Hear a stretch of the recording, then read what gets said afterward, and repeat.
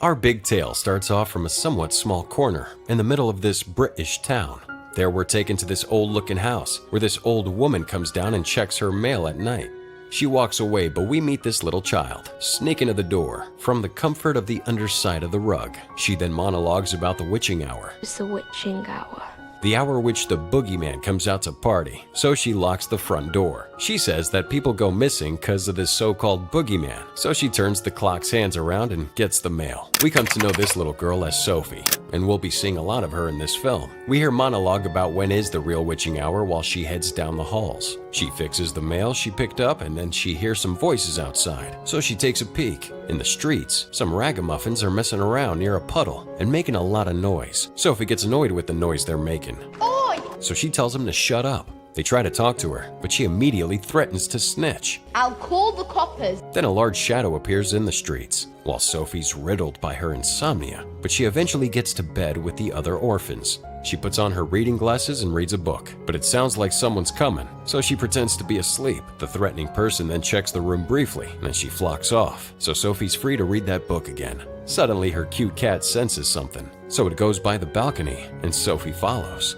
It's just gazing into other cats' meowings around a dumpster, but upon close inspection, a big hand comes out from the street. It picks up that dumpster and puts it upright. Then that hand leads to a big man. Sophie sees it, and the giant looks back at her. It stands up and walks towards her, so she panics and rushes to her bed. She's hiding under the blankets, but that giant takes her away. Soon she's getting dragged around by that giant as it comes near a car. He disguises himself as a roadblock. This man's walking down the street. He turns off the lights. Another car passes by, disguises himself as cargo. This lady comes out of her home. He turns into a tree. The giant's a master of stealth. Soon it jumps over the highway, then freely runs into the fields. He comes to the beach where he skips around using this cliff.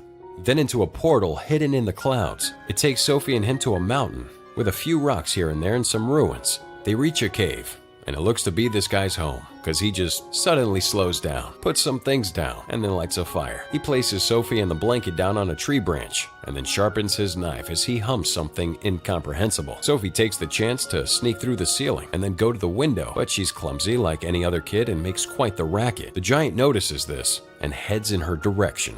He says there's nowhere to go unless she could fly. There ain't no place to go. Now, I thought this be a friendly giant, but he's saying that he's hungry, and he puts Sophie in a frying pan. Where am I? The giant says she's in giant country, to which Sophie's in utter disbelief about. Suddenly, some more growling sounds are heard. What's that? And the giant says that there's a vicious lot of giants strolling about outside. They don't sound too friendly either, so Sophie does the logical thing and begs for her life. Please don't eat me. The giant's amused by all of it because he says he's really not into the whole human meat thing. Well, the giant seems remorseful about his dumb action, and he thinks Sophie's parents might be worried sick. I don't have a mother or father. But she says that she's an orphan.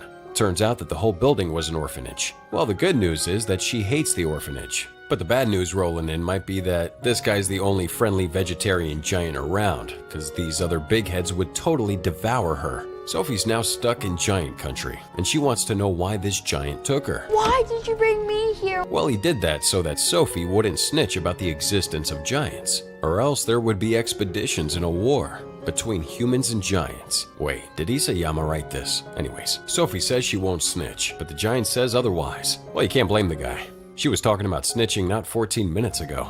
All this results in the giant not letting her go. Please, take me home. To protect the secret of the existence of giants. So she has to stay here for all eternity, or until she rots into a husk, whichever comes first. The giant gives her back her blanket, but she threatens to run away. Well, he warns her against that because there's ferocious carnivorous giants lurking in giant country. So he gets her to stay on top of the mast of the ship, and then Sophie corrects his British accent, which she just comes off as being rude and hurts his feelings. She apologizes.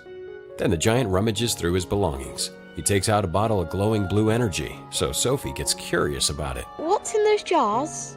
He claims it was a bottle full of dreams. Good timing with the face reveal. The giant tries to read the tiny book, and from that and the giant's calm and soothing voice, she falls asleep. Seeing this opportunity, the giant gets the satchel, goes outside and opens a bridge mechanism, where it leads to jars and bottles full of colorful glowing energies. Maybe those are dreams too. Well, some of the other colored jars make ominous sounds. Then the giant experiments with one of them.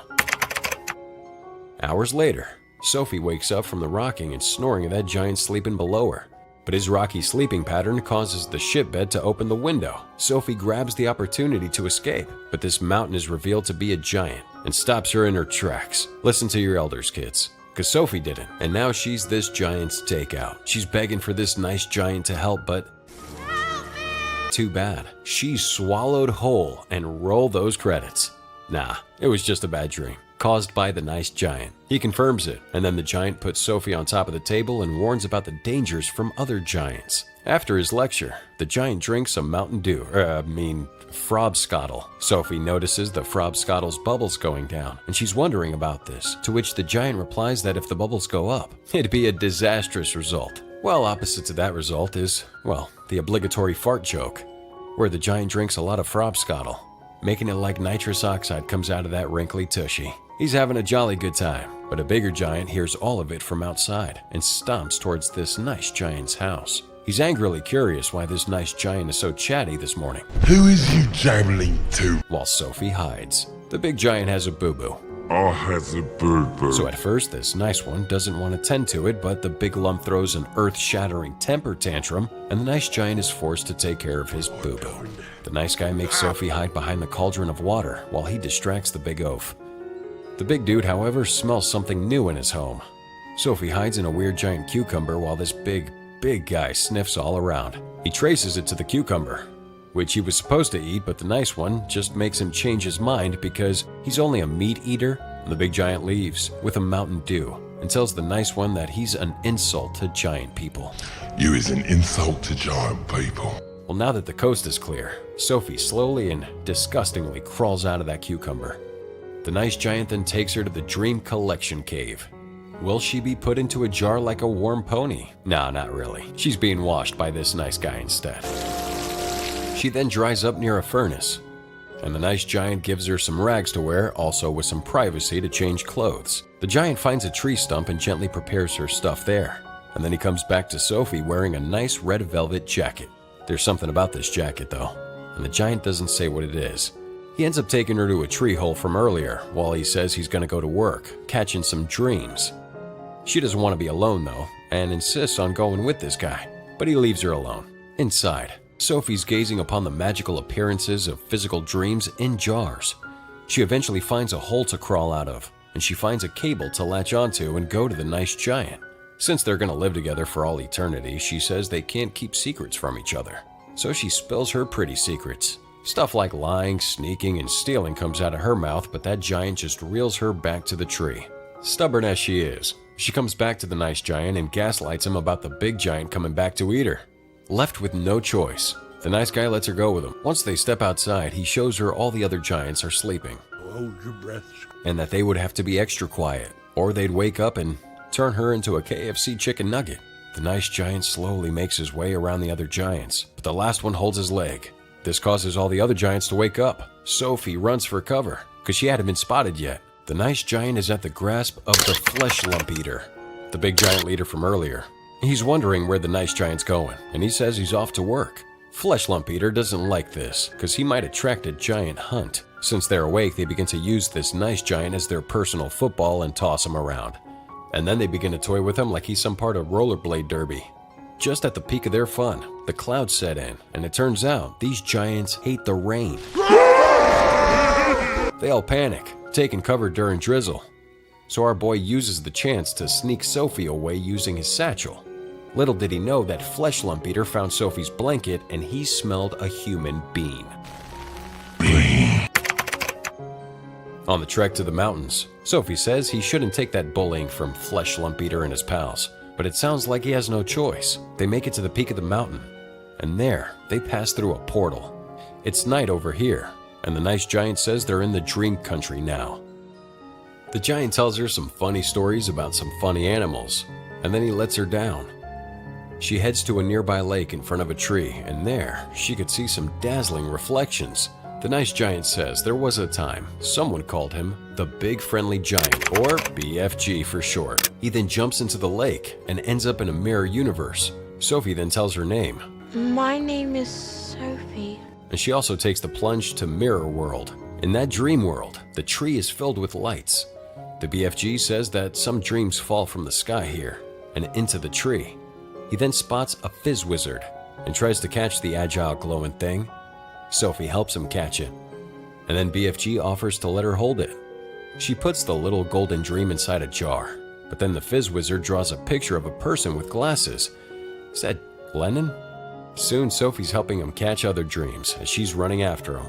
After quite the chase, she catches a red dream, which the BFG says is a troggle humper, meaning it's a bad dream. He locks it up in a special jar, and then the BFG suddenly disappears. Turns out he was warped back to where they came from. He helps her get out of the mirror world.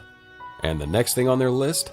Dream blowing. No idea what that is, but they soon come back to the human world. BFG says giants don't have parents. Giants don't have mothers or fathers. And they might be as old as Earth itself. And then he takes an instrument and blows dreams into this family. Apparently he blew some good dreams into these people. That's nice. And after the job's done, they notice the other giants are trying to look for him. He realizes that they're after Sophie, so he leaves Sophie back at the orphanage. But she wants to go with him, and he says it's not safe because these other giants are looking for her. He tells her a story of an old friend that he had before, a little boy. He was the original owner of Sophie's red jacket, and that the boy experienced that same adventure Sophie had with BFG, but he basically got eaten. Despite Sophie's brave protests, the BFG leaves her, and she walks back to the orphanage. She feels that he's still watching over her, thanks to BFG's great sense of hearing, so she tests that theory via an attempted sewer slide. Suddenly, BFG catches her and with no choice left, takes her back to giant country. Now back at his place, they're trying to think of a plan to overthrow the giants. Then they hear Flesh Lump Eater calling out to BFG. Run! And approaching. Sophie hides, while all the giants surround BFG. Flesh Lump Eater reveals that he knows that BFG has a human with him. You has a bean. They all sniff that blanket and start searching for her in the cave in a destructive fashion. Of course, BFG is quite angry with them, literally shattering his dreams. Sophie's narrowly dodging their line of sight, struggling to hide from one place to another. And then she stumbles upon a human-sized room, also in a tree hole. She explores a bit, and judging from the notes, this might be the boys' room. BFG's ticked off and chases all the giants out with a molten iron rod and a bucket of water. Sophie's safe, but this guy's house is in ruins. BFG says he hates the other giants and wants to tell them off, but he always slurs his words. He needs some cheering up, so Sophie says that he talks beautifully, and BFG gladly takes that compliment. Suddenly, Sophie has a plan. They have to go to the Queen. They're kinda too late. Well, whatever. They prepare a troggle humper, the scariest bad dream they have created so far. The plan is to get the Queen to have a nightmare that giants are eating children all over England. They put their personal touches on it and then mix it up. Sophie says the Queen's got to see the BFG, but he sternly declines. So they get moving to Buckingham Palace, where they're sneaking around guards. After that tactical espionage, they arrive at the Queen's windowsill, and the troggle humper goes. They can audibly see the Queen having a nightmare, and then she wakes up from that horror. Queen Elizabeth II, totally not a bad time for her to be featured, gets the attention of one of her maids, Mary. She offers the Majesty some tea, and with that tea, the Queen graphically describes her dream. And Mary sees in the newspaper that a lot of children have gone missing. Mary tells her that the dream might have come true, so the Queen orders for the curtains to be drawn up. They find Sophie, and the Queen is having a really weird episode of deja vu. Now that the Queen is caught up, Sophie tries to call for BFG, but he doesn't show up. Calling one more time, and with the promise that the Queen and his guards wouldn't hurt him, he comes out of the bushes. They're all shocked, but then the Queen's guards surround him with rifles in hand and aim. The Queen's asking Mr. Tibbs to make the guards stand down, so they all lower their weapons. BFG approaches her, introduces himself, and offers his assistance in combating the other man-eating giants. The Queen then pulls a few strings of her own, and Sophie gets properly groomed. Soon the two girls go to a meeting in the palace, and they even let BFG inside. Looks like they're gonna have a proper royal meal, and the giant is properly sat down in this big room. All the servants in utter awe at this giant, and the grub comes in. A lot of food and a lot of servants to carry it all, in fact. The giant's amazed with all the food, and the cooks are happy that he likes it. They even pour him his coffee, but he doesn't like it, so he spits that out. Instead, he offers him some frobscoddle. Suddenly, the Queen's generals arrive, and then she briefs them that at night they will be mobilized, along with BFG, to lead the way to Giant's country. A good old conquest. BFG's given a map of the UK, and he points beyond the map. Well, the Queen understands that her forces will only set foot in Giant country once. Then BFG accurately pours the people of England each a glass of frobscoddle. That beverage gets passed around, and a bunch of men with bagpipes begin playing. They all soon raise their glasses and toast to BFG. Don't worry, Doom Guy believes in BFG too. They all take a drink of it, and suddenly pause, and begin having such an explosive fart fest, even the dogs using their butts to rocket out of there. With the Queen amused, it's time to head to Giant country. The BFG makes his way up there, and behind him, the Royal Air Force. Soldiers packed inside choppers as they all follow BFG back to the sky portal. Once inside, the Air Force's avionics go haywire, but they safely make it. Sophie then keeps asking the BFG if he has a plan. I was asking if you had a plan. Well, she's about to find out, because back at BFG's place, he takes out that troggle humper Sophie caught, and it looks like he's planning to give the Giants a really rotten nightmare. As it's his way of helping the Queen's forces, BFG then recaptures the nightmare in his mixing apparatus. All there's left to do now is wait. And where else is a perfect place to wait, other than a view overlooking the sleeping Giants? Sophie's asking about her golden dream that BFG keeps, and he says it's about Sophie's future life being quite a happy and successful adventure. Sadly, the BFG also says she doesn't belong in Giant country, but not to fret. The Giant still hears her out after all of it. They share a tender moment together. But BFG remembers that he left his dream trumpet at Buckingham Palace, so Sophie takes the jar of nightmares and runs towards the sleeping Giants. Flesh Lump Eater wakes up before Sophie could open it, but she smashes the jar. Since the other Giants are sleeping, they all become disoriented from the troggle humper, but not Flesh Lump Eater. BFG distracts Flesh Lump Eater while Sophie makes a run for it. Run, Sophie, run! Soon the soldiers come to help BFG, and they capture up all the remaining Giants.